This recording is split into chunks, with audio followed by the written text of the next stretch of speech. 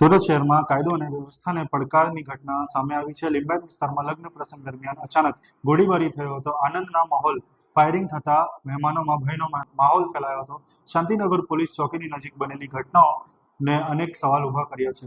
વૈષ્ણવજન તો તેને કહીએ જે પીડ પરાઈ જાનાને રે। નમસ્કાર દર્શક મિત્રો, આપ જોઈ રહ્યા છો નવજીવન ન્યૂઝ। હું છું સાર્થક પટેલ। ને વાત કરીએ સુરતની, તો સુરતમાં વિસ્તારમાં મોડી રાત્રે લગ્ન પ્રસંગ દરમિયાન ગોળીબારીની ચોંકાવનારી ઘટના સામે આવી છે। પાસેની ગલીમાં અજાણ્યા શખ્સોએ એક યુવક પર ફાયરિંગ કરતા અફરાતફરી મચી ગઈ હતી। મળતી માહિતી મુજબ એક પરિવારમાં હલ્દીના કાર્યક્રમ ચાલી રહ્યો હતો અને ગીત સંગીત અને ખુશીનો માહોલ વચ્ચે અચાનક ગોળીબારીની અવાજ સાંભળાતા જ હાજર મહેમાનોમાં ભગદડ મચી ગઈ હતી। લગ્ન મંડપ નજીક ઉભેલા પિન્ટુ નામના યુવકને નિશાન બનાવી હુમલાખોરોએ ફાયરિંગ કર્યું હતું। ગોળી તેના પગના ભાગે વાગતા જ લોહીલુહાણ હાલતમાં ઢળી પડ્યો હતો। તાત્કાલિક તેને નજીકની ખાનગી અસ્પતાલમાં ખસેડવામાં આવ્યો હતો, જ્યાં હાલ તેની સારવાર ચાલી રહી છે અને ડોક્ટરો મુજબ તેની સ્થિતિ હાલ સ્થિર હોવાનું જાણવા મળ્યું છે। ચોંકાવનારી બાબત એ છે કે સમગ્ર બનાવ પોલીસ ચોકીની નજીક બન્યો હોવા છતાં હુમલાખોરો નિર્ભય બની ફાયરિંગ કરી ફરાર થઈ ગયા હતા, જેને લઈ કાયદો અને વ્યવસ્થાની સ્થિતિ અંગે સવાલો ઉઠી રહ્યા છે।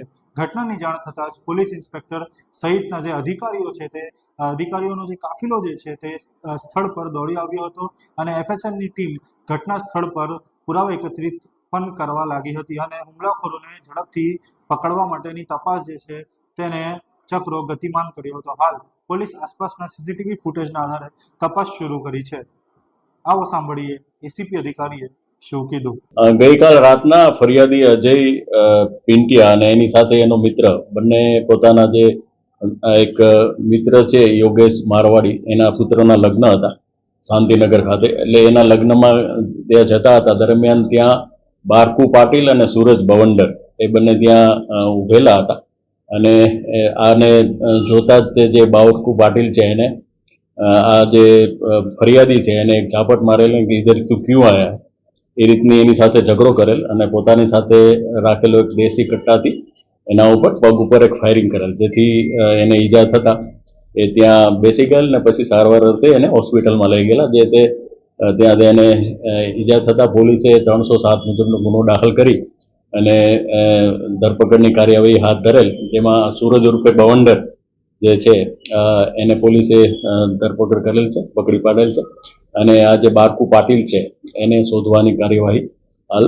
ચાલુ છે। પોલીસે અલગ અલગ ટીમો બનાવી અને જુદા જુદા વિસ્તારમાં રવાના કરેલ છે। બંનેનો કોઈ ગુના છે? આ જે બારકુ પાટીલ છે એ જે જુવેનાઇલ હતો ત્યારથી જ ગુના કરવાની ટેવ વાળો છે।